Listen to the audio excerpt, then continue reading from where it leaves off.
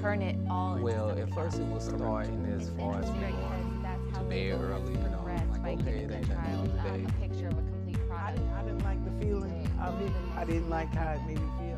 Children aren't present. Yes, I can give this to you. Autism affects 1 in 68 children. The diagnosis doesn't have to be a negative one, though. Our guest tells us how her son's diagnosis of autism encouraged her to become a special needs educator. So you're a special education teacher. Yes, I am. How'd you get started with that? Well, I started on the other side of things. So I'm actually, my son has special needs. He has autism. So I was on the parent end of the spectrum, and I was sitting on the other side of the table with IEPs, and I realized I went to meetings, and I didn't really understand what was going on. I just know that there was a committee, and they made decisions about my son, and I was a part of it, but I didn't really feel a part of it. So I always wanted to become a teacher. I just took an alternate path. So last year, I finally decided to go into special education, and it's really awesome being on the other side of the table, but also having that parental background so that I can relate to my parents. I always tell my parents just to make them feel included, and this is what I really mean from my heart, that they are a part of the team. Like, it's a partnership. You know more about your child than I do, so it's a partnership. And I go in with a lot of empathy because a lot of parents don't understand what's happening, so it's better for them to become educated. What's happening with what? With their child. Okay. With special education, there's a individualized education plan. There's a whole bunch of accommodations. There's so many things that go along with special education. And parents, sometimes they just know that their child has a disability, but they don't really know like what entails their education as far as their disability. What happens when you run into a frustrated parent because they don't understand their child and they almost don't want to accept the fact that their child has to go into special needs programs? What you do is you empathize. I was that parent where I always, like, when you have a child with a disability, it's very, very challenging. It's very, very challenging because you really don't know how to tackle the situation. So when I have a frustrated parent, I always talk to them just to make sure that I can get an understanding of where they're coming from. And also I empathize with them, and I'll really show them that I'm on your side and we're going to work through this and we'll get through it together. Like I said, it's a partnership. And I think that sharing my story and saying that I'm still on that side of the table with you because my son is still in special education.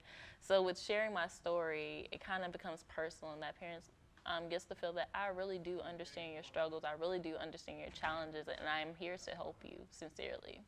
How old was your baby when he was diagnosed? He was diagnosed at 2.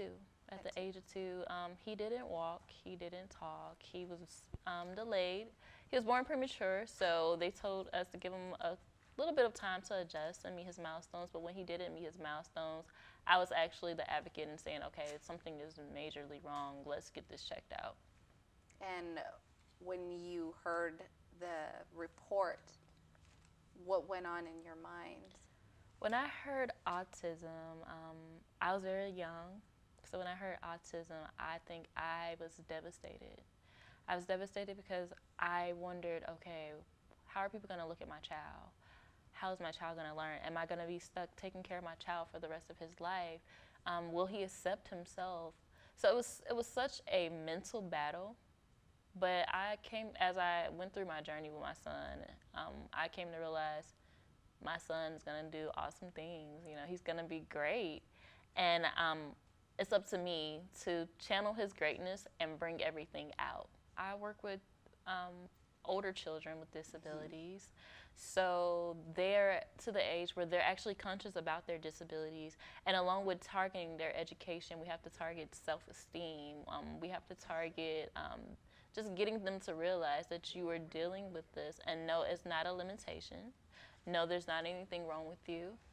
It just takes us a little bit more time sometimes to get concepts, but you're still equally as great as your peers. Mm-hmm. And you said that they're aware that they have a disability. Yes. Well, they really notice their disabilities through their challenges. A lot of my kids have reading challenges. So, and I teach in an interrelated setting, so that means that I'm actually in the general ed setting. So my children are actually in general education, but they still receive special ed services. So they're aware that my peer can read fluently, but I struggle.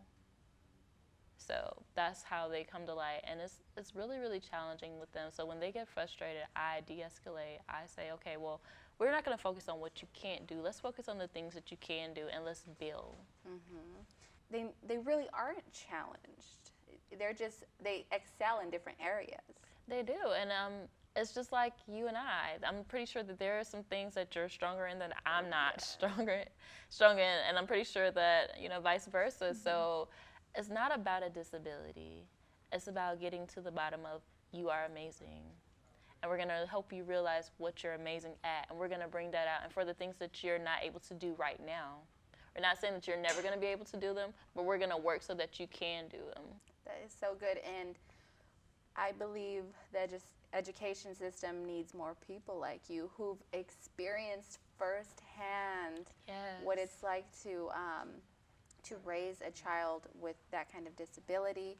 I don't even think it's a disability, actually. I don't think but so. I think I really believe that those children are still amazing, but they need more people like you who've experienced it firsthand, because even sitting here with you, you seem very patient and calm, so it's a great quality to have for a teacher.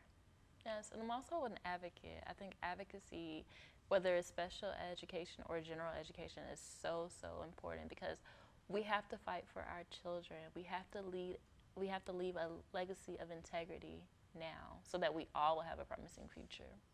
What would you tell a young mom who just heard the news? They heard the news this morning or last week, and they feel like, not at the end of the world, but what am I going to do next? What would you say to that woman? I would tell them, have your moment. It's important to grieve, but it's also important to realize that you have a big impact in this journey, and you have an amazing influence on your child. And if you set out to make your child great, then you will see greatness. And how did you grieve? Honestly, I went through a little moment of depression. I was a really young mom. I had him at 17, so I was young.